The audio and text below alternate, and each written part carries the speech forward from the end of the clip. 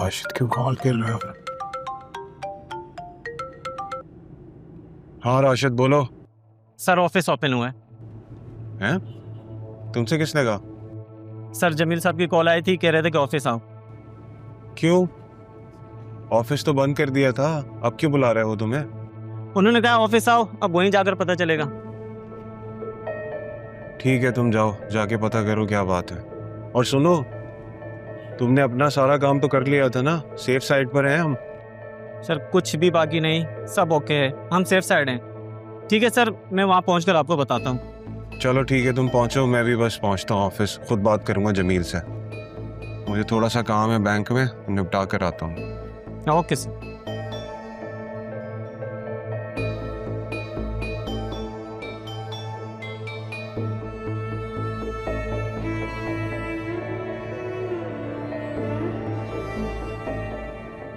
बस एक बार ये बतूल ऑफिस आ जाए।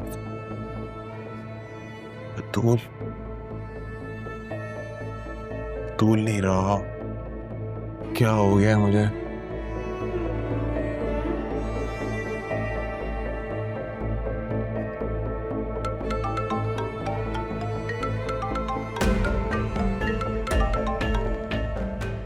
तुम समझती क्या हो खुद को?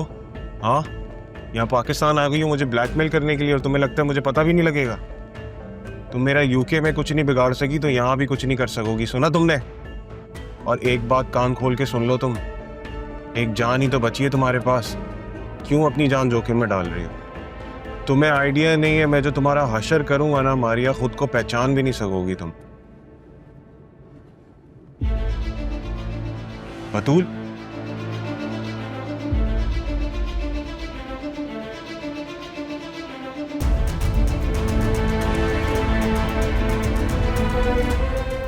क्या हो गया है यार मुझे?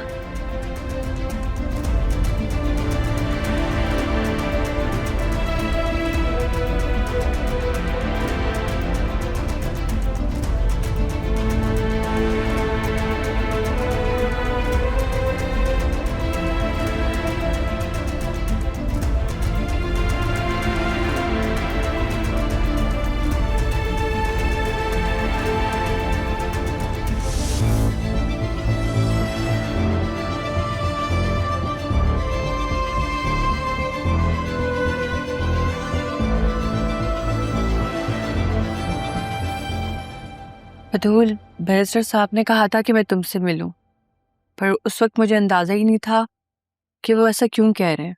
पर अरमान से मिलने के बाद मुझे पता चला कि ज़रूर ने तुमसे शादी कर ली है।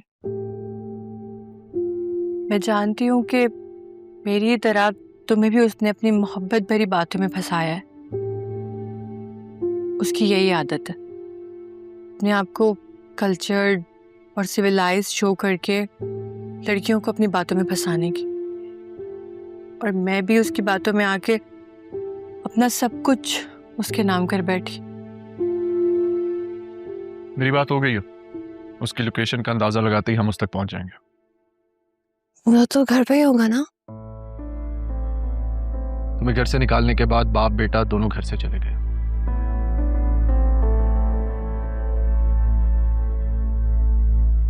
अच्छा सुनो, मुझे याद है तुम मुझसे जिक्र कर रही थी कि वो तुम्हारी गाड़ी इस्तेमाल कर रहा है, राइट? तो तुम्हारी गाड़ी में तो ट्रैकर होगा। हाँ, मेरी गाड़ी में ट्रैकर लगा हुआ है। ग्रेट। सोचा ही नहीं था उसने कभी शायद कि तुम यहाँ वापस भी आ सकती हो। सही कहा। और मुझे ये भी मालूम हुआ है कि वो 1 साल से मेरे ही घर में रह रहा है, और अब मैं उससे अपना घर भी वापस लेके रहूंगी।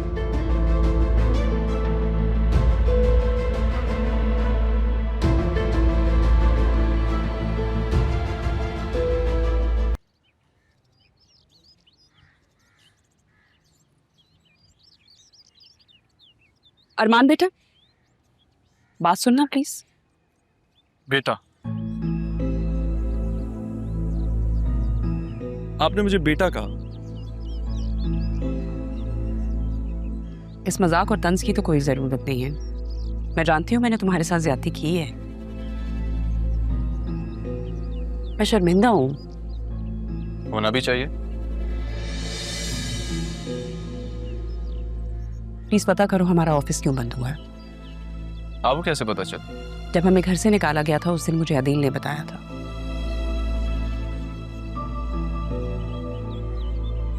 जरियून और वसीम भाई किसी का फोन नहीं उठा रहे। मेरी बेटी को धोखा देके वो लोग कहीं छुप के बैठ गए हैं। धोखे के बदले में धोखा ही मिलता।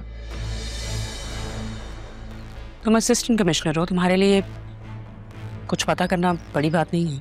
बिल्कुल, मेरे लिए वाकई कुछ मुश्किल नहीं। इनफैक्ट राह के केस में भी मुलजिम मेरे सामने ही खड़ा है। क्या मतलब?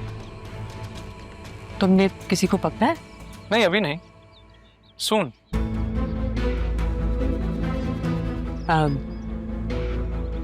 राहा से मुलाकात होती है?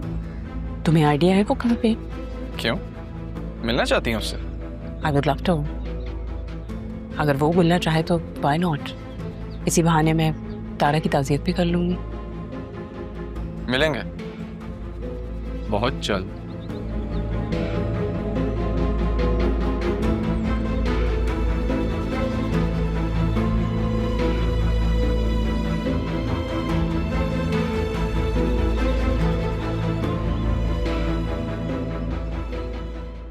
राह मैम, हम सब तो मायूस ही हो चुके थे।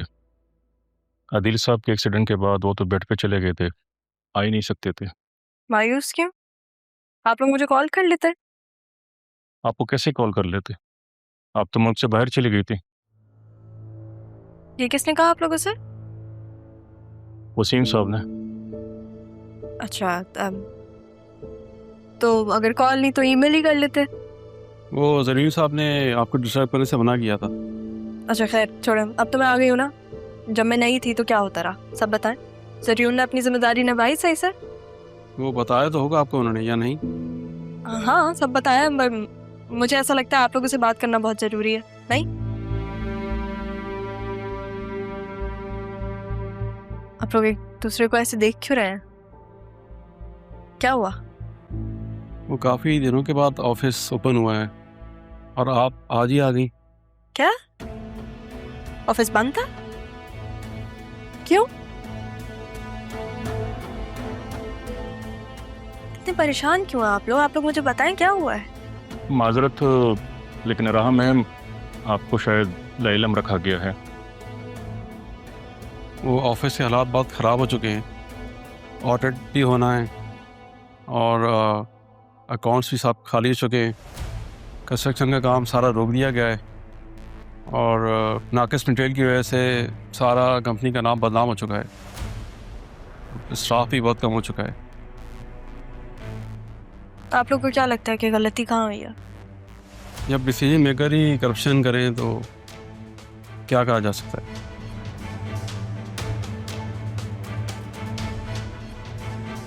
आप लोग जा सकते हैं, थैंक यू। ओके।